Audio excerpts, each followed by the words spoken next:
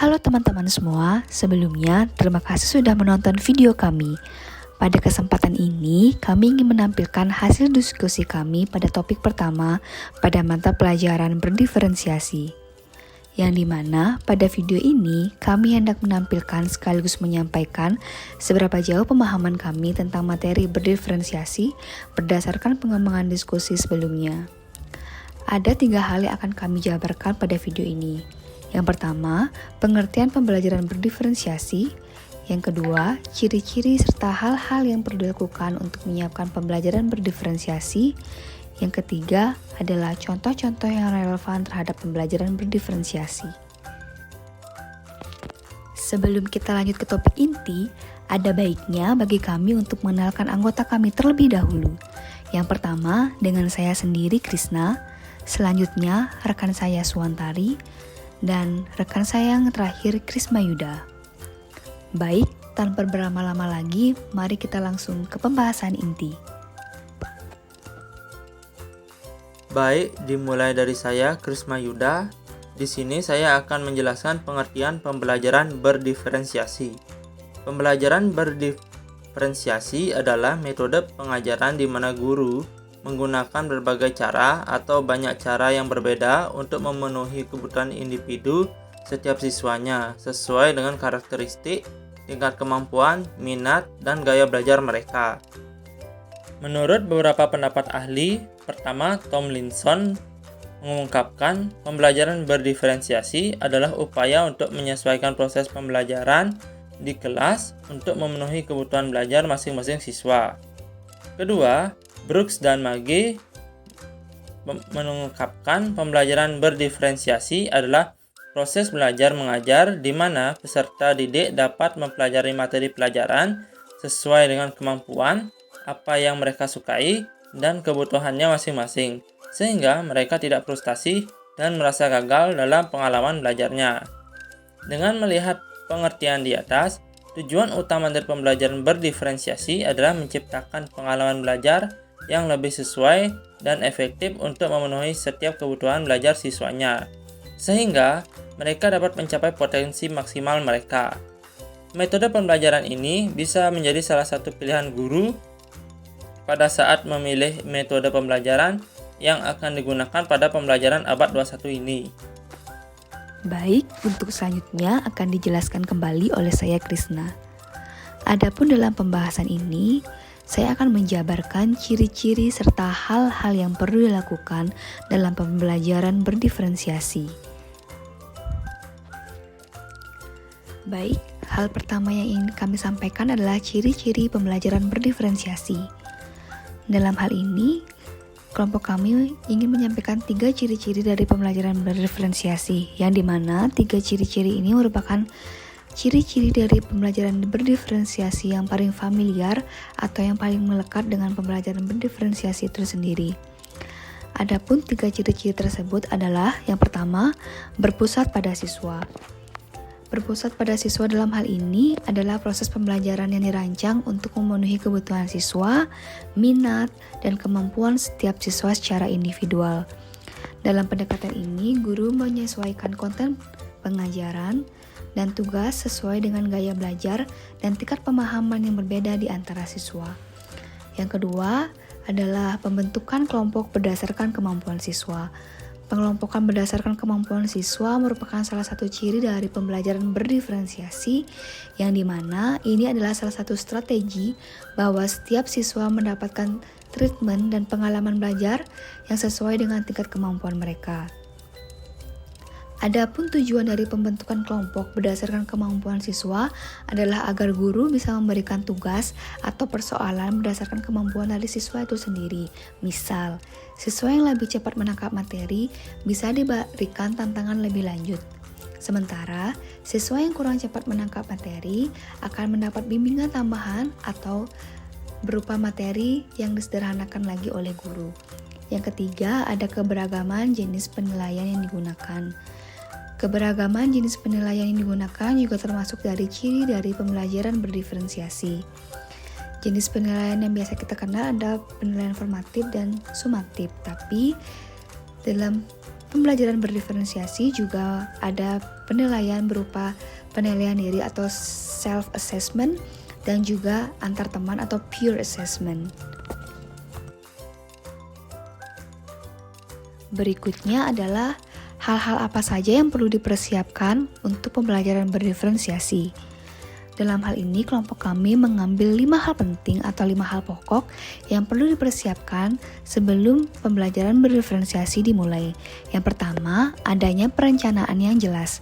Adapun hal yang dilakukan untuk menyampaikan atau menyiapkan pembelajaran berdiferensiasi adalah adanya perencanaan yang jelas.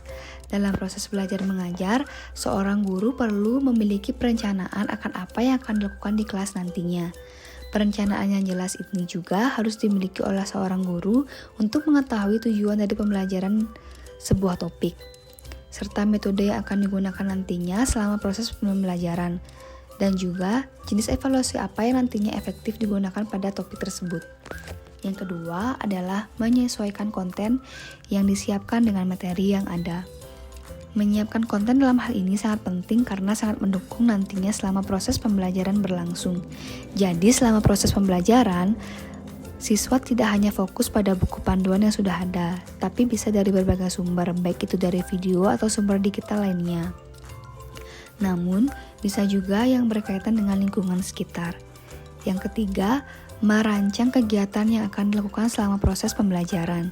Merancang kegiatan selama proses pembelajaran tentu diperlukan sebagai seorang guru, sebagai panduan untuk apa-apa saja yang akan dilakukan nantinya selama proses pembelajaran berlangsung. Seorang guru perlu merinci apa-apa saja yang dilakukan pada kegiatan awal, kegiatan inti, dan kegiatan penutup. Yang keempat adalah menyiapkan teknologi pendukung selama proses pembelajaran. Semakin berkembangnya zaman, tentunya penggunaan teknologi diharapkan mampu menciptakan suasana belajar yang efektif. Maka dari itu, pemanfaatan teknologi yang disediakan di sekolah perlu dimanfaatkan semaksimal mungkin guna mendukung proses pembelajaran, seperti halnya menggunakan proyektor dan speaker untuk membantu guru menerangkan materi menggunakan PPT atau video. Yang kelima atau yang terakhir adalah merancang proses penilaian yang digunakan. Selama proses belajar berlangsung, tentu ada hal yang diharapkan selain berkembangnya kemampuan siswa, tentu juga diperlukan penilaian lainnya selama proses pembelajaran. Guru perlu merancang aspek-aspek apa saja yang akan dinilai nantinya dan bagaimana proses penilaian tersebut akan berlangsung. Baik, mari kita lanjutkan ke pembahasan yang terakhir, yaitu contoh-contoh relevan dalam pembelajaran berdiferensiasi. Nah, jadi seperti yang sudah dijelaskan tadi, bahwa pembelajaran diferensiasi itu adalah pembelajaran di mana guru dapat mengakomodasikan semua kebutuhan siswa, semua karakter siswa, dan lain sebagainya. Nah, untuk contoh-contohnya ini kami mengambil salah satu topik pembelajaran bahasa Inggris yang ada di kelas 7 SMP, yaitu daily routine. Dan berikut adalah penjabaran jadi contoh-contoh diferensiasi yang dapat dilakukan oleh guru. Oke, jadi yang pertama yaitu diferensiasi konten. Jadi setelah guru melakukan pemetaan terhadap peserta didiknya, guru bisa mengelompokkan siswa ke dalam beberapa kelompok level seperti siswa pemula, siswa tingkat menengah, dan siswa tingkat lanjut atau mahir. Nah, disinilah peran guru untuk bisa memvariasikan konten yang diberikan dalam pembelajaran terhadap masing-masing level siswa tersebut. Misalkan, untuk siswa yang masih tergolong pemula, guru bisa memberikan daftar kosakata mengenai kegiatan sehari-hari yang dilakukan mulai dari pagi hari sampai malam hari, seperti take a shower, wake up, go to school, have breakfast, dan lain sebagainya. Guru juga bisa memanfaatkan flashcard, di mana di dalam flashcard itu berisi gambar yang mendukung dan kata di bawahnya tentang kegiatan sehari-hari mereka, sehingga hal ini bisa menjadi stimulus atau rangsangan untuk siswa pemula ini untuk memiliki knowledge tentang topik yang akan dibahas. Kemudian untuk siswa tingkat tengah, karena siswa tingkat tengah ini pasti sudah memiliki basic knowledge tentang topik, setidaknya mereka sudah mengetahui beberapa kosakata tentang kegiatan sehari-hari. Guru bisa meminta siswa untuk membuat 5-6 kalimat tentang kegiatan yang mereka lakukan sehari-hari.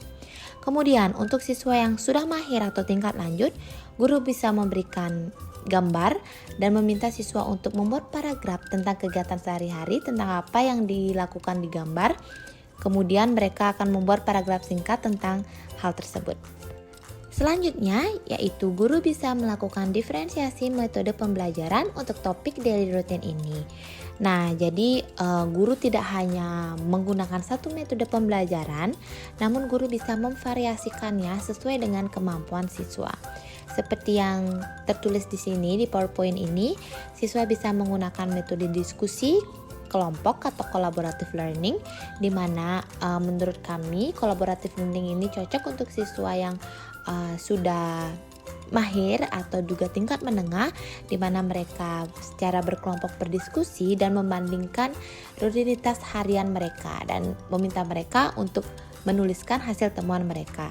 Dan kemudian guru juga bisa menggunakan metode direct method, di mana guru akan menjelaskan dan memberikan contoh tentang kosakata atau penggunaan keterangan waktu untuk menjelaskan rutinitas harian. Biasanya hal ini mungkin digunakan bagi siswa yang masih pemula, di mana mereka masih perlu bimbingan dan juga contoh-contoh serta penjelasan yang lebih mendalam. Kemudian yang selanjutnya, guru bisa mendiferensiasikan produk. Jadi, ketika memberikan produk atau suatu tugas kepada siswa, guru tidak bisa hanya memberikan satu tugas yang sama kepada semua siswa, karena setiap siswa memiliki minat mereka serta kemampuan yang berbeda. Guru bisa memilihkan produk-produk yang cocok dengan kemampuan mereka atau minat mereka. Seperti dalam topik daily routine ini, guru bisa memberikan produk seperti esai mengenai kegiatan mereka sehari-hari dalam bentuk paragraf atau tulisan bagi siswa yang memiliki minat dalam menulis. Yang kedua, bagi siswa yang memiliki minat dalam editing atau berbicara di depan kamera, hal ini sangat bagus bagi guru untuk memberikan produk berupa sebuah video di mana siswa itu diminta untuk menampilkan kegiatan mereka sehari-hari dengan struktur bahasa dan juga kosakata yang benar. Kemudian, guru juga bisa memberikan produk seperti cerita bergambar atau komik sederhana bagi siswa yang pintar dan memiliki minat dalam menggambar, dan mereka diminta untuk menggambar tentang kegiatan sehari-hari mereka, apa yang mereka lakukan dari pagi hingga malam. Kemudian yang terakhir, jika siswanya lebih menyukai teknologi, lebih suka bekerja menggunakan laptop atau komputer, guru bisa memberikan produk atau meminta mereka untuk membuat produk berupa PowerPoint yang menampilkan rutinitas harian lengkap dengan gambar, teks atau animasi-animasi yang ada dalam PowerPoint tersebut. Nah, yang terakhir, guru bisa mendiferensiasikan siswa berdasarkan kesiapannya dalam belajar. Jadi di awal pembelajaran sebelum masuk ke materi, guru bisa mengajukan pertanyaan pemantik seperti what do you do in the morning? Do you have a shower every morning? Do you have breakfast every morning? Dan lain sebagainya. Dan siswa yang sudah siap dalam belajar, mereka akan menjawab pertanyaan pemantik ini dengan baik. Kemudian siswa yang sudah siap belajar ini pasti sudah memiliki sesuatu di pikirannya. Setidaknya mereka sudah mengetahui kosakata-kosakata dasar tentang kegiatan sehari-hari. Nah, guru bisa memberikan worksheet untuk melengkapi paragraf yang masih rumpang dengan kosakata-kosakata yang sudah diberikan terkait dengan kegiatan sehari-hari. Tetapi untuk siswa yang belum memiliki kesiapan dalam belajar, biasanya memerlukan lebih banyak waktu untuk memahami konsep, karena mereka dari awal belum memiliki kosakata-kosakata tentang kegiatan sehari-hari, sehingga mereka perlu bimbingan guru. Nah, di sini guru bisa memberikan worksheet matching antara kegiatan sehari-hari dengan gambar. Jadi, dengan berbagai keberagaman yang dilakukan guru di dalam kelas, siswa dapat menerima pembelajaran dengan baik, serta siswa akan menampilkan respon yang baik pula terhadap proses pembelajaran. Sehingga guru bisa mencapai tujuan pembelajaran itu dan siswa mendapatkan pembelajaran yang lebih bermakna. Baik, jadi sekian pemaparan dari kelompok kami. Terima kasih.